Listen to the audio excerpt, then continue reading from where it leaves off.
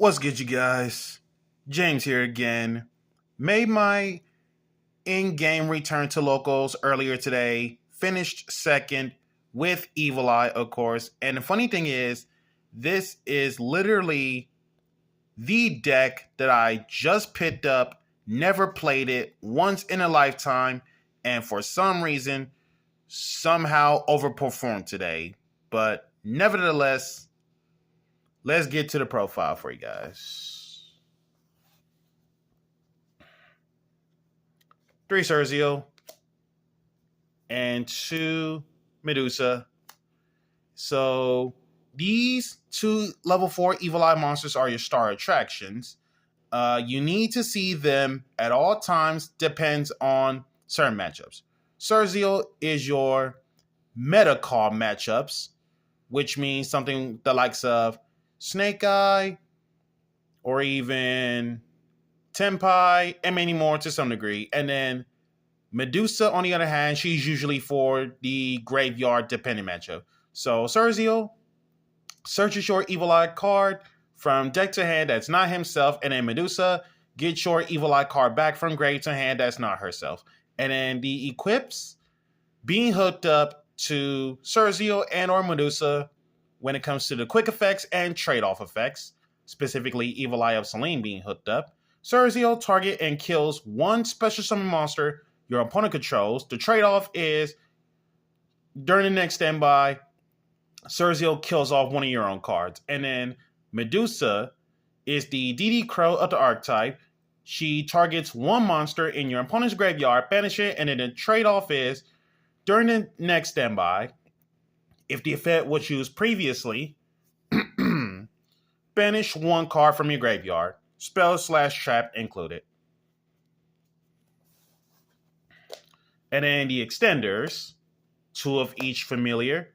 Basilius, the extender, if you control an Evil Eye, that Foolish Burial's Evil Eye spell traps. 2 Kato Blepas, the extender, if you control an Evil Eye monster, that protects your Evil Eye spell trap once from destruction until the end of the next turn. And then 2 Basilatris, the extender, if you control an Evil Eye monster who has the ability to quick link into an Evil Eye Link monster. And when it comes to the monster lineup, no monster hand traps aside from Basilatris. So Basilatris technically can be a hand trap / extender from the hand if you control an Evil Eye monster, or otherwise graveyard, same thing. But realistically, no monster hand traps. The only time Basilatris ever triggers is where, in a dire situation, if your opponent is about to get ready to non-target spot removal the equip Evil Eye, this is basically where Basilatris triggers to special summon to make sure he's the only thing on the field in terms of board presence with the big defenses for all 3 of these guys. And then more Evil Eye cards. Parade Dolia searches you an Evil Eye monster. And when it comes to your Evil Eye monster being attacked while Evil Eye of Selene exists, your opponent also takes the same amount of battle damage as if you were taking it as well. 3 Unleashed cards. Dumb. I don't know why sending 2 cards, aka 1 Evil Eye monster and 1 Evil Eye spell trap from dead to graveyard is the whole entire cost. So please stop Ash Blossoming me, because even if these cards were to be sent, if you Ash Blossom, you're going to get punished for that matter. And then when you link summon an Evil Eye Link monster, you banish this to have the Evil Eye equipped spell hooked up to that Evil Eye Link monster that you just link summon. And then the rest of the Evil Eye cards, the way it works is that they are hard ones per turns. So we're going to get to that one by one real fast. 3 Evil Eye Awakening. So when it comes to Evil Eye Awakening, I know a lot of people are thinking, why 3 Awakening, even though the card is a very hard once per turn? A, for extension, obviously, in terms of 1 Evil Eye from hand or graveyard as normal, but if Evil Eye of Selene exists, e-tailies you 1 Evil Eye. So extension, obvious reasons. And then B, this is your discard fodder off from Gorgonio or reset button fodder by banishing this to have your Selene reset button. And then speaking of the Evil Eye equips, your win condition cards that you need to see at all times. 2 Selene and 2 Gorgonio, who also counts as Evil Eye of Selene. So basically, the win condition cards between the 2 Evil Eye equipped spells, they must be protected at all times so that either A, your opponent is trying so hard to play around certain cards in terms of wasting so much so that they can have the targeting protection again, or B, even if Selene and or Gorgonio gets banished, we will always have the resources back by any means necessary. So, first things first about Evil Eye of Selene. Aside from hooking it up to Evil Eye Monster, same with Gorgonio, aside from that. So, these 2 equips basically says, if your opponent doesn't find ways to stop me from spilling blood so much, aka life points, then you're basically marked for death. Selene is basically every time you activate the equipped Evil Eye or another Evil Eye spell trap, copy of Selene included, you deal yourself 500 life points, aka constantly spilling blood. So that pretty much marks both players' deaths. So the opponent's marking for death is they cannot target or kill the equipped Evil Eye within card effects, and the equipped Evil Eye also cannot be killed by battle. And then Gorgonio, this is guaranteed death. As in, if your life is lower than your opponent's, based off from the life point difference, that's how much attack that equipped Evil Eye gains. The activation from the hand is hard once, obviously. And then the graveyard effect is you can banish the Gorgonio, discard 1 Evil Eye card just to grab a Evil Eye spell trap from deck to hand. That's not Gorgonio. And then the attack permanent off from Selene, even though the card is absolutely incredible in terms of ways to get rid of it. Once again, we will always have the resources back, so that way opponents are going to try so hard to play through like one of those semi-tower Evil Eye monsters.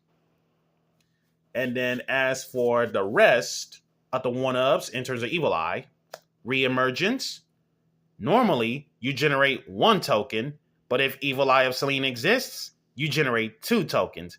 And the turn you generate those tokens, you are locked into Fiends for 1. And then the graveyard effect is you can banish this just to make sure none of your Evil Eye spell traps can't be targeted within card effects. Confrontation, this is your MST if you control an Evil Eye monster. And if Evil Eye of Selene exists, whatever spell trap that you just destroyed ends up banished instead, which is nice. And a lot of people be thinking, if you use this card way too early in terms of spot removal by any means necessary, they can just straight up use the effect even though it was never used. So what you want to do is, in some matches like versus Hmph Dragon, for example, what you want to do is you rather wait until the moment they activate something like Sangan Summoning to search out the Hmph Dragon, chain the confrontation just so that the Sangan Summoning gets destroyed, ends up banished, and they will not be able to get the search, as in resolve without effect, which is nice. And in a repose, this is how we end up gaining the resource back. So when it comes to repose, upon activation, this is where you banish one Evil Eye card from your graveyard as part of the cost to draw one. And then if your Evil Eye equipped with Selene battles an opponent's monster, does not target, does not destroy, banish the opponent's monster. And that effect is a soft once per turn. And a lot of times in which a lot of Evil Eye players, for some reason, like whether if they play this card or not, like I understand that most lists in general don't play it only for the sake of the draw one and all that. But to me, during testing online, aka the simulators, especially in the mirror match when it comes to the guidance, repose is absolutely crazy in the mirror because even if they have the equipped Selene onto their opponent's equipped Evil Eye monster, it literally doesn't make a difference as long as you have one equipped Evil Eye with the Selene on your own, so that way you are basically taking the advantage. And if for some reason the repose gets killed, this lets you bury from a different dimension 3 Evil Eye cards, spells, and traps included from your graveyard to the banish pile, which is nice. Defeat. This is your compulsory evacuation device. But if Evil Eye of Selene exists in your back row, it's literally compulsory evacuation device times 2, as in return monsters from anywhere on the field to the hand. And then Mesmerism. Awkward as it is about Mesmerism, but the card can come up if used in the right situation. The case about Mesmerism is when your opponent special summons a monster in attack position specifically, aka linked monsters, if the attack is lower than the Evil Eye monster that I control, it gets snatched, stealed, and then if Evil Eye of Selene exists, this is the part where the moment you take your opponent's monster, it also counts as an Evil Eye monster. So in conjunction with the Basileus, this is the part where you basically quick link using your opponent's monster and or your equipped spells, Evil Eye equipped spells as if they are monsters. So basically you're just putting your opponent into a pretty awkward spot. And then Evil Eye Retribution, it is the spell trap card, not the effect, but spell trap card negation, as in negate the activation. And if Evil Eye of Selene exists, don't ever try to stop me, as in the activation and effect of this card cannot be negated, which is crazy. And a lot of people be caught off guard with Solemn Judgment off from Retribution. And I keep telling players, I'm like, just so you know, even if you use Judgment to negate my Retribution, as long as my Evil Eye of Selene exists, don't ever try to stop me. Simple as it is. And then non-engine, I suppose. Call by the Grave. Pot of Prosperity. 2 Forbidden Chalice. And then Blizzard. Blizzard is absolutely crazy because dealing with board-breaking spells that's not super poly can be crucial. Protect yourself from Lightning Storm, Harpy's Feather Duster, Raigeki, and many more to some degree. Otherwise, in terms of power sources, in terms of matchups, like Sangan Summoning, if they're playing to search, no search for you. Or versus Centurion, if they go stand up in terms of either A, going for a Centurion monster placed into the back row, or B, attempt to quick synchro, you could just Blizzard that, and it completely denies them to keep the follow-up plays going. And then Triple Tactics Talent, this card comes up at least like either once or twice, but at the same time, in some games in which if I have a pretty insane hand with talent, it's usually be, let me take a look at their hand, and because I'm looking at your hand, I know what deck you're playing, I know what you're up to, so I can set my board accordingly. Otherwise, in a grind game state, if I'm in a dire situation of drawing 2 cards to play the game, no problem. Or otherwise, we could just take their monsters without targeting, and then they're just basically getting punished on their end. And then traps, just these 4. 2 imperms, 2 solemn judgments. Wanted to make room for either one of those 2 or even both at 3 copies, but there's no space for it. And then extra deck, Musa-Rhythm, Hmph, Tempo, and Melody. Musa-Rhythm card is nice. This lets you get over something that is up to 3k, even though that is unaffected by everything else. And then Hmph, this is for direct attacks.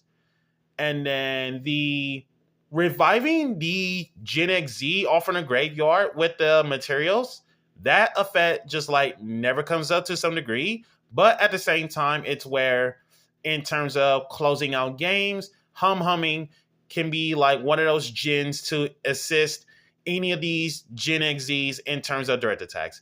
And then Tempo, this card is crazy versus XZ decks because stripping away the opponent's XZ materials one by one as quick effects can be a cleanup duty. So that way, XZ decks in general, such as Goblin Biker, Cash Tira, Pearlies, and so on, Tempo has the ability to strip away the material, which is nice. And then Melody OTK line with the equipped Gorgon Neo makes it so that, just to remember, if you were to do the math, always attack with the Evil Eye monster with the Gorgon Neo equipped, and then followed by Melody or any other Gen XZ you have along with it, able to attack twice. And then Wee Witch and Dark, these are usually for matchup dependent. The way how I wanted to either A, toss out from Prosperity, or B, have different uses of their own unique features. So for the Wee Witch, if you're playing against a Dark deck, you are actually buffing them. So she is a Prosperity target for that. And then Dark's Prosperity uses if you're not playing against a Dark deck. But otherwise, in terms of unique uses, these 2 can float into whichever Dark monster you want it in terms of the way how the grind game's going. Wee Witch gets you literally any Dark you want. And then Dark, on the other hand, in terms of the legal targets, it's usually be Surziel as well as, just Surziel itself. So that way, if you don't see Surziel all game long, Dark can help you get to it. And then Mudcracker, self-explanatory. B-Cop, in conjunction of cards such as Evil Eye of Selene, Gorgon Neo, and or Repose. If you use 2 monsters with different names, most cases being Cato Blepas, Basilatris, Basilius, in terms of the extension for the sake of B-Cop, B-Cop automatically gets you a patrol counter by attributing 1 monster, self-included, as part of the cost. So that way, cards such as Harpy's Feather Duster, Raigeki, Lightning Storm, in terms of board breakers, basically at this point, if they try to nuke it, that essentially just did nothing, and I'm still alive in the game. Nightmare Phoenix, Unchained Abomination, in conjunction with Surziel and the Link 3, of course. In terms of destruction in general, when it comes to destroying cards a whole lot, Unchained Abomination is going reckless in terms of destroying cards. And then Moon of the Closed Heaven, in conjunction with Underworld Goddess, just to take away 2 of their monsters, 1 off from Moon's effect, 1 off from Goddess's condition, so that way you are putting your opponents on pressure mode. And then these 3 Evil Eye Link monsters do spell out guaranteed death, This is the part where Unleashed from the graveyard gets banished. Hook it up with the Evil Eye equipped spell, whether if it's Gorgon or Zerziel, just so that their effects are automatically live as quick effects, which is Zerziel, the Link 3, spot removal, target and spot removal one card your opponent controls. Trade-off is any monster that gets pointed by Zerziel ends up getting negated, does not target negate, and then Gorgon, quick effect, she's literally Effect Veiler if hooked up with Evil Eye of Selene, and then upon the standby, if the effect was used previously, any monster that gets pointed at Gorgon, she does not target destroying one. So basically, zone placements do matter, so you best be careful. Also, 100 extra attack for every Evil Eye card in your graveyard with different names. That's all from Gorgon. So this, with Gorgonio, once your life is low, you are basically one-shotting like no tomorrow. And then sideboard, Change Your Hearts, Feather Duster, Herald of the Abyss. This is usually for monsters that are unaffected by everything else. You can just deal with that with Herald of the Abyss, no problem. And because the card says your opponent is making you do that, you are essentially making your opponent getting rid of the monster, not the monster in terms of what's being affected by it. 2 Cosmic Cyclones, and then 2 Raigekis, 3 Share Rides. Who needs more Charmies when you need Shared Rides going? And then 3 Evenly Matched. The 3rd Solemn Judgment, in case if I'm going first. And then the spicy tech I played in this side build is Chivalry. Chivalry is meant for 10-Pi Dragon. The case about Chivalry is, that's as if you can only activate this during the battle phase only. The case is, when your opponent activates a monster effect, negate the activation, and if you do, kill it. So Chivalry is meant for 10-Pi Dragons. And with that being said, this has been James Polk on the unique profile of the Evil Eye deck. Be sure to like, comment, subscribe, and share. And if you haven't already, smash the notification bell to keep yourself constantly updated. And we'll catch you guys next time.